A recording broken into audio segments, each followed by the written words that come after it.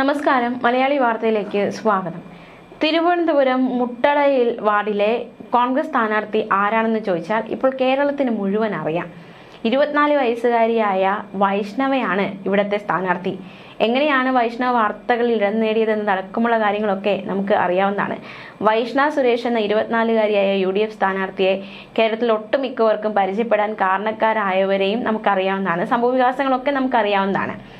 തിരുവനന്തപുരം കോർപ്പറേഷനിലെ vote വെട്ടലിനെതിരെ UDF സ്ഥാനാർത്ഥി വൈഷ്ണവ സുരേഷ് ഹൈക്കോടതിയെ സമീപിച്ചതും പിന്നാലെ ഹൈക്കോടതി അനുകൂല തരത്തിലുള്ള ഒരു ഉത്തരവ് പുറപ്പെടുവിച്ചതുമൊക്കെ തീർച്ചയായിട്ടും വൈഷ്ണവയെ കൂടുതൽ പരിചിതമാക്കിയിരിക്കുന്നു എന്ന് വേണം പറയാൻ. തിരുവനന്തപുരം കോർപ്പറേഷനിൽ UDF അവതരിപ്പിക്കുന്ന ഏറ്റവും പ്രായം കുറഞ്ഞ സ്ഥാനാർത്ഥിയാണ്.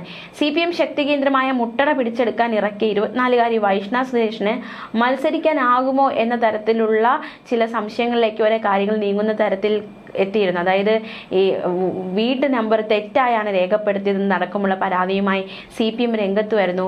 പിന്നാലെ വോട്ടർ പട്ടികയിൽ സ്ഥാനാർത്ഥി പട്ടികയിൽ നിന്നും ഈ പേര് നീക്കം ചെയ്യുന്നു. പിന്നാലെ ഇതിനെതിരെ ഹൈക്കോടതിയെ വൈഷ്ണവ സമീപിക്കുന്നു. നടപടി നിയമവിരുദ്ധമെന്ന് പരാതിപ്പെടുന്നു. ആദ്യം പ്രസിദ്ധീകരിച്ച പട്ടികയിൽ പേരുണ്ടായിരുന്നു. CPM പരാതി നൽകിയപ്പോൾ സ്ഥിര താമസക്കാരി എന്നതിന്റെ രേഖകളെല്ലാം ഹാജരാക്കിയതാണ്. എന്നിട്ടും വോട്ട് ഒഴിവാക്കിയ നടപടിക്ക് പിന്നിൽ ഗൂഢാലോചന എന്ന സംശയം ഉന്നയിച്ചായിരുന്നു വൈഷ്ണവ രംഗത്ത് വന്നത്. ഹർജി ഹൈക്കോടതി തന്നെ പരിഗണിച്ചിരുന്നു. കഴിഞ്ഞ ദിവസം അനുകൂലമായ ഒരു നടപടി തന്നെയാണ് ഈ ഒരു ഹൈക്കോടതിയുടെ ഭാഗത്തു നിന്ന് വൈഷ്ണവയ്ക്കുണ്ടായത്. വൈഷ്ണവ സുരേഷിന്റെ പേര് വോട്ടർ പട്ടികയിൽ നിന്ന് ഒഴിവാക്കിയ സംഭവത്തിൽ ഈ മാസം 20-നുള്ളിൽ ജില്ലാ കളക്ടർ തീരുമാനമെടുക്കണമെന്നായിരുന്നു ഹൈക്കോടതി വ്യക്തമാക്കിയത്. എന്തായാലും ഇപ്പോൾ നമ്മൾ നോക്കാൻ പോകുന്നത് ചില കമന്റുകളാണ്. അതായത് വൈഷ്ണവ സുരേഷിനെ ഇത്രയധികം പരിചിതമാക്കിയ, കേരളത്തിന് മുന്നിലേക്ക് പരിചിതമാക്കിയ എല്ലാ CPMകാർക്കും നന്ദി എന്ന് കോൺഗ്രസ് നേതാക്കൾ അല്ലെങ്കിൽ കോൺഗ്രസ് പ്രവർത്തകരുടെയൊക്കെ ഒരു കമന്റുകൾ സോഷ്യൽ മീഡിയയിൽ അടക്കം നിറയുകയാണ്. നമുക്ക് അത്തരത്തിലുള്ള ചില കമന്റുകളിലേക്ക് പോകാം. ഈ സഹോദരി ആദ്യം വിജയിക്കുമോ എന്ന് എനിക്ക് സംശയമായിരുന്നു. എന്നാൽ ഇപ്പോൾ കമ്മികൾ വൈഷ്ണവ ഫേമസ് ആക്കിയത് കൊണ്ട് ഉറപ്പായി വിജയം സുനിശ്ചിതമാണെന്ന്. വൈഷ്ണവയെ ഫേമസ് ആക്കിയ എല്ലാ സഖാക്കൾക്കും എൻ്റെ 1000 അഭിവാദ്യങ്ങൾ. 24 വയസ്സുള്ള ഒരു പെൺകുട്ടി നെറുകിട്ട രാഷ്ട്രീയ പകപോക്കലിനും വ്യക്തിഹത്യക്കുമെതിരെ സധൈര്യം ഉറച്ചു നിൽക്കുന്നു. അത് അവരെ അത്ര അസ്വസ്ഥരാക്കുന്നുവെങ്കിലും വൈഷ്ണവ മുന്നോട്ട്, വിജയം സുനിശ്ചിതം, ആശംസകൾ, പ്രാർത്ഥനകൾ. ഒരു സ്ഥാനാർത്ഥി പെൺകുച്ചിന് ഇത്രയും പബ്ലിസിറ്റി ഹൈപ്പും കൊടുത്ത കമ്മികൾക്കിരിക്കട്ടെ ഒരു കുതിരപ്പവൻ. എന്തൊക്കെ നാറിയ കളികൾ എതിരാളികൾ കളിച്ചാലും വൈഷ്ണവ സുരേഷ് മത്സരിച്ചിരിക്കും, നല്ല മാർജിനിൽ വിജയിച്ചിരിക്കും.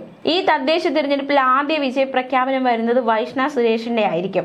അനായാസ വിജയത്തിന് വേണ്ടി പ്രവർത്തിച്ചു കൊണ്ടിരിക്കുന്ന എല്ലാ അന്തം കമ്മികൾക്കും നല്ല നമസ്കാരം. വൈഷ്ണവയെ വിജയിപ്പിക്കാൻ കമ്മികൾ കഴിവിന്റെ പരമാവധി ശ്രമിക്കുന്നുണ്ട്. എന്തായാലും ഇത്തരത്തിലുള്ള കമന്റുകളാണ്. അതായത് വൈഷ്ണവയ്ക്ക് വലിയ രീതിയിലുള്ള ഒരു പരിചിതമാക്കുക അല്ലെങ്കിൽ വൈഷ്ണവയെ ഒരു വാർത്താ പ്രാധാന്യം നൽകി വിജയത്തിലേക്ക് നയിക്കാൻ കമ്മ്യൂണിസ്റ്റുകാർ പ്രവർത്തിച്ചു എന്ന തരത്തിലുള്ള കമന്റുകളാണ് നിറയുന്നത്. എന്തായാലും തിരഞ്ഞെടുപ്പ് പ്രചാരണമൊക്കെ കൊഴുക്കുകയാണ്. വിജയം ആർക്കൊപ്പമാണ് എന്ന ചോദ്യം ബാക്കിയാവുകയാണ്.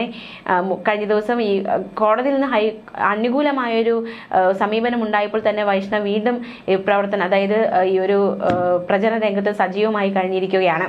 കഴിഞ്ഞ ദിവസം മലയാളി വാർത്തയോട് വൈഷ്ണവ പ്രതികരിച്ചിരുന്നു ഈ ഒരു സംഭവവുമായി ബന്ധപ്പെട്ട്. ആ പ്രതികരണത്തിലേക്ക് നമുക്ക് ഒരിക്കൽ കൂടി പോകാം. തീർച്ചയായും വളരെ സന്തോഷം. ഇപ്പൊ വിജയം എന്ന് പറയാൻ പറ്റില്ല, കാരണം ഇലക്ഷൻ കഴിഞ്ഞിട്ടില്ല.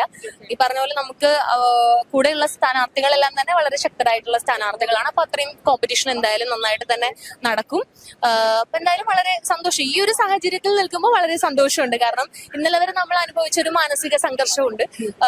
നിങ്ങൾക്കറിയാം, സൈബർ അറ്റാക്കും കാര്യങ്ങളും ഒക്കെ ആയിട്ട് വളരെയധികം ബുദ്ധിമുട്ടിലായിരുന്നു. പക്ഷെ ഇന്ന് ഈ ഒരു സാഹചര്യത്തിൽ ബഹുമാനപ്പെട്ട കോടതി ആ ഒരു സാഹചര്യം നമുക്ക് ഉണ്ടാക്കി തന്നിരിക്കുകയാണ്. അത് തന്നെ കോടതിയോട് നന്ദി പറയാൻ ആഗ്രഹിക്കുന്നു. പിന്നെ നമ്മുടെ അഡ്വക്കേറ്റ്സ് ഉണ്ട്. ശ്രീ അഡ്വക്കേറ്റ് ജോർജ് പൂന്തോട്ടം സാറായിരുന്നു കേസ് വാദിച്ചത്. പിന്നെ നമ്മുടെ മൃദുലേട്ടനുണ്ട്, പിന്നെ അഖിലേട്ടനുണ്ട്, അഖിൽ ജയസ്. അപ്പോൾ ഇവരെല്ലാവരും നമ്മളോടൊപ്പം തന്നെയുണ്ട്. പിന്നെ പാർട്ടിയാണല്ലോ എല്ലാം. ഈ പാർട്ടി നമുക്ക് എല്ലാവിധ സാഹചര്യങ്ങളും ഉണ്ടാക്കി തന്നിരുന്നു, എല്ലാ രീതിയിലും നമ്മളെ സപ്പോർട്ട് ചെയ്തിരുന്നു. നേരത്തെ തന്നെ എന്നോട് പ്രചാരണത്തിൽ ഇറങ്ങാൻ ആവശ്യപ്പെട്ടിരുന്നു. പക്ഷെ ഞാനാണ് ഇത്രയും ഇതുവരെ ഇറങ്ങാതിരുന്നത്. കാരണം എനിക്ക് മാനസികമായിട്ടുള്ളൊരു ബുദ്ധിമുട്ടുണ്ടായിരുന്നു. പക്ഷെ ഇന്നു മുതൽ നമ്മൾ ലൈവായി തന്നെ പ്രചാരണ രീതികളിലേക്ക് ഇറങ്ങുകയാണ്. കൃത്യമായ പ്രചാരണ രീതികളുമായി ഇന്നു മുതൽ നമ്മൾ മുന്നോട്ട് പോകും. ശക്തമേറിയ ഒരു സ്ഥാനാർത്ഥി എന്ന നിലയിൽ തന്നെയല്ലേ പിന്നിൽ നിന്നും തിരിച്ചടിക്കാൻ വേണ്ടിയിട്ട് ശ്രമിച്ചത്? അത് ഈ ഒരു CPMന്റെ ഒരു ചതി തന്നെയല്ലായിരുന്നു പിന്നിൽ? അല്ല, അതിപ്പോ ഞാൻ പറയേണ്ട ആള് ഞാനല്ല, അത് പാർട്ടിയാണ് പറയേണ്ടത്. തീർച്ചയായും അത് അങ്ങനെയാണെന്ന് തന്നെയാണ്, ഈ പറഞ്ഞ പോലെ ഒരു സാഹചര്യമാണ് തന്നെയാണ് നമ്മുടെ ഇവിടെയുള്ള പാർട്ടിക്കാരും നമ്മുടെ പാർട്ടിയുമായി ബന്ധപ്പെട്ട് നിൽക്കുന്ന ആളുകളെല്ലാം തന്നെ പറയുന്നത്. അപ്പൊ അങ്ങനെ തന്നെ ആയിരിക്കാനാണ് സാധ്യത. അപ്പൊ എന്താണ് ഇനി ഇവിടെ ജയിച്ചു വരുന്ന സമയത്ത് എന്താണ് ഇവിടുത്തെ ജനങ്ങൾക്ക് വേണ്ടിയിട്ട് ചെയ്യാൻ ആദ്യം ഉദ്ദേശിക്കുന്നത്? അല്ല, ജനങ്ങൾക്ക് വേണ്ടി ചെയ്യാനിപ്പോ ഈ പറഞ്ഞ പോലെ നമുക്കിപ്പോ അത് ചെയ്യും ഇത് ചെയ്യും എന്ന് പറയുന്നതിലല്ല, ഓരോ വ്യക്തികളുടെയും ഓരോ വീടുകളിലും ഉള്ള ആവശ്യം കണ്ടറിഞ്ഞ് ചെയ്യുന്നതാണ് അതിൻ്റെതായിട്ടുള്ള രീതി. അപ്പൊ അതേപോലെ തന്നെ ഇവിടെ ഒരുപാട് സാധാരണക്കാരായിട്ടുള്ള ജനങ്ങളുണ്ട്. അപ്പോ അവരിലേക്ക് എത്തി, ഞാനും അവരിൽ നിന്ന് വന്ന ഒരാളാണ്. അപ്പോ അവരിലേക്ക് എത്തി അവരുടെ ആവശ്യങ്ങൾ തിരിച്ചറിഞ്ഞ് അതനുസരിച്ചായിരിക്കും നമ്മൾ ഓരോ കാര്യങ്ങൾ ചെയ്യാം. ഇവിടെ ശക്തമേറിയ മത്സരാർത്ഥികൾ തന്നെയാണ് ഈ മുട്ടടയിലുള്ളത്. അപ്പൊ അതിനെ എങ്ങനെ നോക്കിക്കാണും?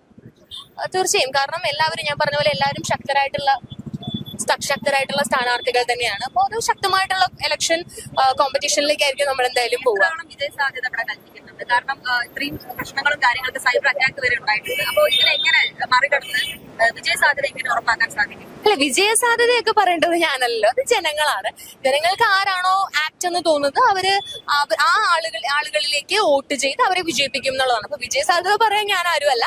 ജനങ്ങൾക്ക് എന്താണോ താല്പര്യം അല്ലെങ്കിൽ അവർക്ക് എന്താണോ ശരിയെന്ന് തോന്നുന്നത് അവർ അതേപോലെ ചെയ്യും. ഒരു സ്ഥാനാർത്ഥി എന്ന നിലയിൽ ഇപ്പൊ കഴിഞ്ഞ ദിവസങ്ങൾ ഇപ്പൊ തിരുമല എന്ന സ്ഥലത്ത് BJP-ന്റെ 2 നേതാക്കളാണ് മരണപ്പെട്ടത്. ഇപ്പൊ ഇന്നലെ ഒരാൾ ആനന്ദ് എന്ന് പറഞ്ഞ ഒരാൾ BJP നേതാവ് ആത്മഹത്യ ചെയ്യുകയുണ്ടായി.